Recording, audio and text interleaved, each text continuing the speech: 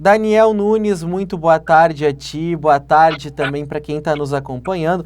Agora eu vou fazer um convite para vocês, vamos pegar a estrada e vamos até a Rainha da Fronteira? Exatamente, vamos até Bagé, na metade sul, região da Campanha do Rio Grande do Sul, onde está a nossa amiga Carmen Barros, que faz parte da gestão dos museus da Urcamp, a Universidade da Região da Campanha, e vai conversar conosco sobre um assunto muito bacana. O Museu da Gravura Brasileira, único e inédito no país, ele reabriu suas portas e já está funcionando a pleno. E é sobre isso que a gente vai conversar. Oi, Carmen, boa tarde, seja bem-vinda. Olá, boa tarde, Gabriel. Carmen, obrigado por nos atender. Eu começo te perguntando para a gente dar uma contextualizada, para que o pessoal conheça um pouco mais o que é o Museu da Gravura Brasileira. Aqui ele vem para preencher essa lacuna. Bem, o Museu da Gravura Brasileira, ele foi idealizado durante o Encontro Nacional de Artes Plásticas que aconteceu aqui em Bagé no ano de 1976. Já tem uma idade, né? Carmen, então deixa eu te perguntar o que tem no Museu da Gravura Brasileira, o que ele abriga, qual é o acervo, qual é a linha que ele trabalha, né, para que a gente possa ir percorrendo essa linha do tempo até chegar nessa abertura que nós tivemos. Mas o que tem e o que abriga o museu? O Museu da Gravura Brasileira, ele tem em sua grande maioria gravuras, né? Litogravuras, estilogravuras, gravura em metal, mas não só isso, né? Ele tem também pinturas, pintura em acrílico, fotografias, e dentro desse seu acervo, que conta de aproximadamente 1.700 obras, temos importantíssimas obras representando, né, importantes artistas do Brasil e do Rio Grande do Sul. Entre eles, né, nós temos o que nós chamamos a nossa identidade aqui, né, bagiense, né?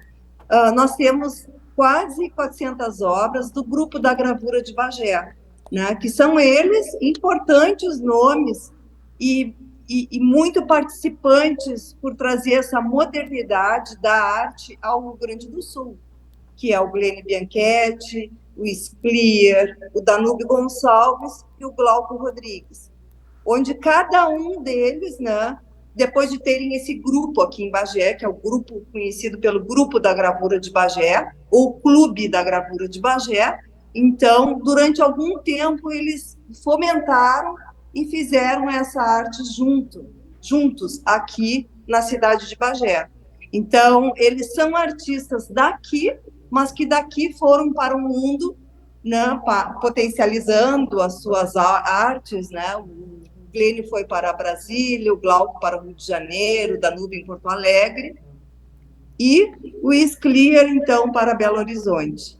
São artistas importantíssimos, não só em termos de arte, né, aqui no Rio Grande do Sul, né, eles também nos representam, eles foram artistas muito importantes, assim, no sentido de revelarem, né, de trazerem para o Brasil, na época, né, na década de 50, o gaúcho, né, a nossa identidade, o dia a dia no campo, né, quem é esse gaúcho? Esse gaúcho foi mostrado, então, para o resto do Brasil.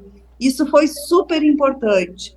Eram artistas que tinham uma preocupação muito social na época, né, e junto com isso também eles começaram a fluir aqui para o Bagé, Porto Alegre, outros lugares, amigos e conhecidos de outros grandes artistas, como Jorge Amado, Diego de Rivera, né? Tiveram toda a influência do taller de gravura do México, né? Então, eles, de uma forma, né, ou outra, hoje em dia, eles são os nossos grandes artistas responsáveis bastante por trazerem modernismo para o Rio Grande do Sul. Carmen, deixa eu aproveitar e te perguntar, percorrida essa trajetória, né, muito importante do Museu da Gravura Brasileira, o porquê dessa reabertura, por que ele chegou a ficar fechado, né, uma vez que ele permeia não só a história bagéense, mas também a história do próprio Rio Grande do Sul e do país, como tu estavas explicando, e é notável essa preocupação de vocês enquanto Urcamp em manter esses museus, enquanto Fundação Átila Taborda, temos aí Dr. Tarcísio Taborda, tão importante na história de Bagé, né? Então, é importante sim ele funcionar a pleno, né? Como é que se deu essa reabertura, Carmen? O que acontece? Durante a pandemia, né, acho que todos nós nos fechamos um pouco para o mundo por uma necessidade que se impôs muito maior do que nós, né?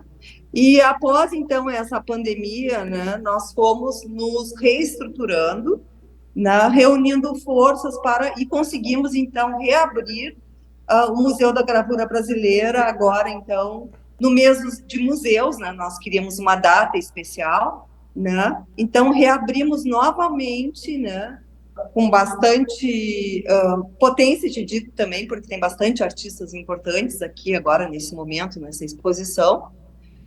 Então é isso, né, escolhemos uma data importante, um pós-pandemia, né, mas também, assim, te dizer que o grupo de Bagé, ele nunca ficou encerrado, né, só aqui dentro do Museu da Gravura. Nós mantemos uma exposição que não é temporária, né, que é permanente no Museu Dom Diogo de Souza, uma galeria especificamente dedicada ao grupo da gravura de Bagé e sua trajetória, desde os anos 40, 50 até os dias atuais, né? E de uma outra forma também, durante a pandemia, nós pudemos fazer algumas poucas, né, mas conseguimos fazer algumas exposições virtuais do grupo da gravura de Bagé.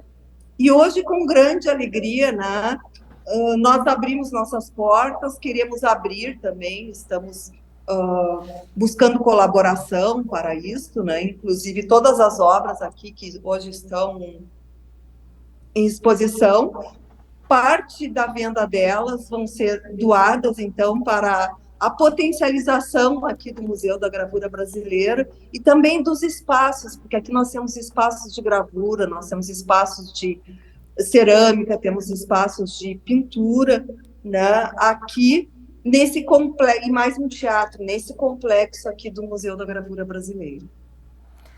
É muito importante, sem dúvida, e tu comentaste também sobre o Museu Dom Diogo de Souza. E eu vou te pedir para dar uma breve explanação sobre ele, porque, claro, esse assunto rende até uma outra entrevista nossa com vocês aí da Urcamp, mas para que o pessoal de casa possa se ambientar, o Museu Dom Diogo de Souza ele desempenha um papel importante na história do Estado, né, Carmen? Devido ao seu acervo, até o seu acervo arquitetônico também, é uma obra de arte aí, uma joia de Bagé para o Estado, né? Sim, então, somos dois museus, né? O Museu da Gravura Brasileira, com 47 anos, e o Museu Dom Diogo de Souza, com 67 anos. O Museu Dom Diogo de Souza também foi uma iniciativa, uma bela iniciativa, né, do Dr. Tarcísio Taborda, que era juiz, historiador, professor, né, da Fundação Átila Taborda, Urcamp. Este museu, então, ele foi fundado em 1955, é um museu de tipologia histórica, o Museu da Gravura é um museu de tipologia de arte, né, e é um museu, assim, que já há 67 anos, ele guarda, então, os tesouros aqui da comunidade de Bagé, né, os tesouros da memória. Então, nós temos um acervo muito grande de fotografias, de vestimentas, de armas, de espadas, de objetos, então, da Revolução de 93, de 23, de 30, também de jornais, né? Nós temos uma hemeroteca muito rica, com aproximadamente 300 tipologias diferentes de jornais, né? Nós temos o primeiro jornal de Bagé, de 1860. Então, nós temos, assim, um acervo muito rico, e o que é interessante, Gabriel, é que este acervo, né, ele é todo construído com uma participação da comunidade. Os acervos desses dois museus, eles não são acervos comprados, eles são doados pela comunidade, né, que a gente sempre tem uma gratidão enorme por isso, né, quer dizer, as pessoas se desapegam, e às vezes objetos muito valorosos, né, se desapegam, né, desse artefato que é particular e doam para o museu. E se nota claramente vocês, enquanto universidade, né, e uma universidade do tamanho da Urcamp, né, abraçando essas causas cada vez mais aí há mais de 60 anos, como tu mencionaste, a data do Museu Dom Diogo. É importante esse elo com a comunidade, né? E são eventos e atrações como essas na Urcamp, também temos aí o Sarau Noturno, que é super tradicional. A Urcamp procura sempre valorizar a história, não só local, mas regional, né, Carmen?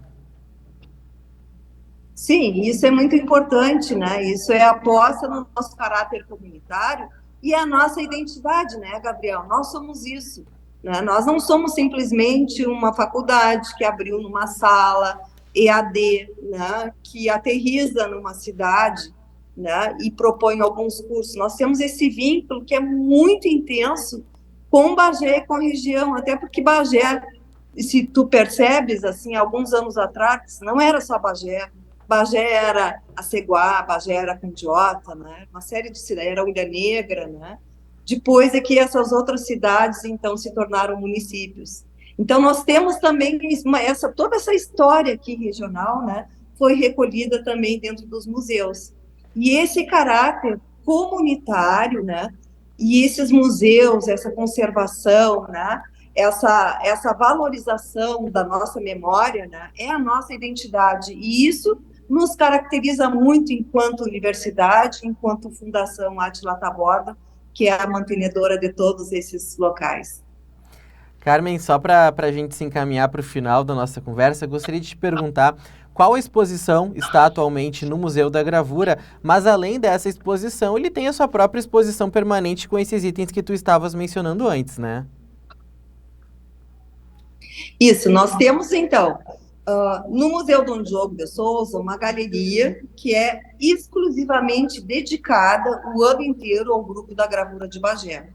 Aqui no Museu da Gravura Brasileira, neste espaço, que fica aqui localizado na frente do Corujão em Bagé, Coronel Azambuja, 18, aqui nós estamos com um número de 14 artistas bem importantes, 99% deles bagienses, alguns que moram aqui em Bagé, alguns bagienses que estão fora daqui de Bagé.